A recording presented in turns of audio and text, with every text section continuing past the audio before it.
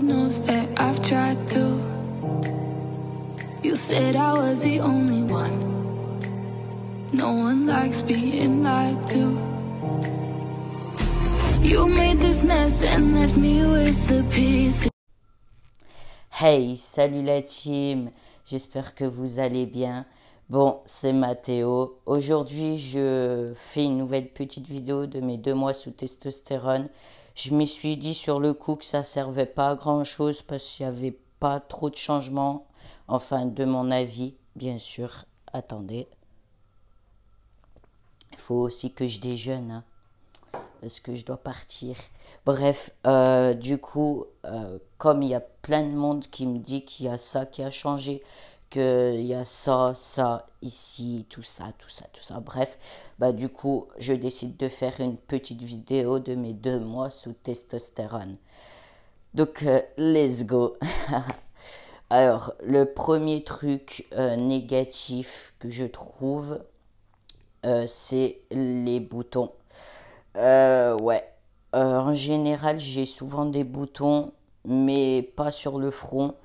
Là, passé un moment, j'avais des boutons sur le front. C'est génial, on adore. Ce qui en est du dos, du visage, bah, j'en ai eu quelques-uns qui sont réapparus dans la semaine. Sauf que, bien sûr, je n'ai pas réussi à les garder pour cette vidéo parce que c'était vachement dégueulasse, hein. Les boutons, c'est crade, hein. Donc, je voulais que mon visage soit propre, tout simplement. Après, je vais parler du visage. Il y en a beaucoup qui m'ont fait la remarque. Même au travail, il y a un collègue qui m'a fait la remarque que les traits de mon visage ont changé. Je vous mettrai des comparatifs en fin de vidéo. Ensuite, pareil pour ce qui en est de la voix. Tout le monde me dit que ma voix, elle a baissé. Je m'en rends pas forcément compte parce que moi, je m'entends parler quasiment tout le temps. Je me vois tout le temps. Donc forcément, je fais pas trop attention à ces détails-là. Mais ça fait grand et énormément plaisir d'entendre qu'il y a du changement sans même que je le remarque. Le changement que j'ai remarqué, moi, c'est psychologique. Je trouve que je suis beaucoup plus heureux qu'avant et beaucoup mieux dans ma tête. Même ma psy l'a remarqué. Donc c'est un super bon point. Ensuite, si vous n'avez pas envie d'écouter ce que je vais dire, avancez dans la vidéo, hein. Ce qui en est de en bas. Bah là, comme le premier mois, il n'y a rien qui se passe. Je ressens juste une petite gêne par moment, mais je ne sais pas si c'est normal ou quoi.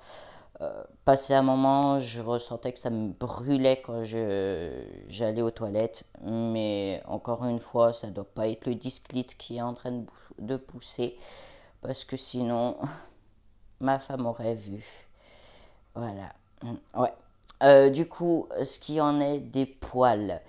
Bah du coup, les poils des bras, on peut dire que j'en ai, clairement. Mais ça change pas grand-chose parce que déjà à ce niveau-là, que ce soit les bras, les aisselles, les jambes, déjà de base avant la testostérone, j'avais déjà pas mal de poils là. Donc ce niveau-là, ça change pas. Ce qui en est du ventre, le ventre, bah j'ai du poil comme j'avais du poil avant la testostérone, ça change pas grand-chose. Ce qui en est du visage, le visage, moi je suis plus partant pour dire que c'est le minoxidil qui joue un coup dessus plus que la testostérone. Je sais pas si ça va se voir, ma petite moustache.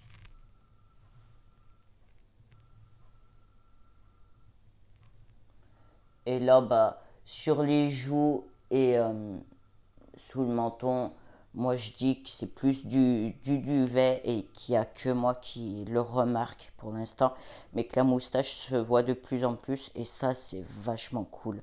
Ah si, il y a 2-3 petits poils là. Là, mais on ne le voit pas vraiment. Je le vois moi-même et quand les gens s'approchent de moi, ils le voient, mais sinon, Là, de loin, on voit rien du tout.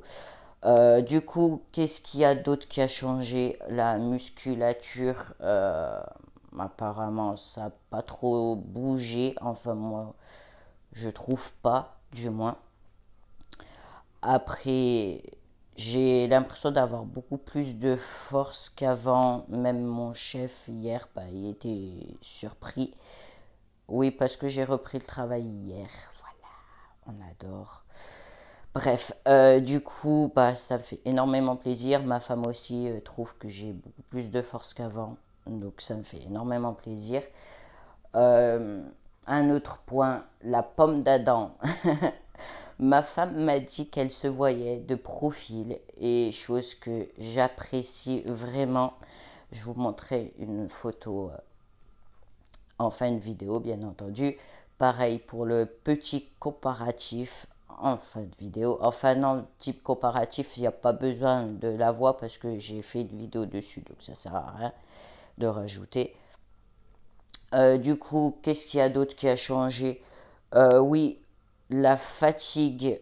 La fatigue, ouais. J'ai l'impression d'être beaucoup plus fatiguée après l'injection que avant. Enfin, genre, avant l'injection, je suis en pleine forme et tout. Et pendant l'injection, enfin, genre 5 minutes après l'injection, je me sens hyper fatiguée et j'ai les jambes qui tremblent. Donc, je ne sais pas si c'est normal. Euh, du coup, bah, moi, ce que je fais, c'est que je me repose après l'injection et ça me fait vachement du bien. Après, bah, 1 heure ou 2 heures après l'injection, bah, je suis en pleine forme. Voilà, j'ai pas envie de dormir, tout simplement, donc c'est plutôt cool. Si ce qui en est de la libido et de la faim, je trouve qu'en ce deuxième mois, ça a descendu quand même un peu. Je ressens moins l'envie de manger et j'ai un peu moins de libido pour l'instant.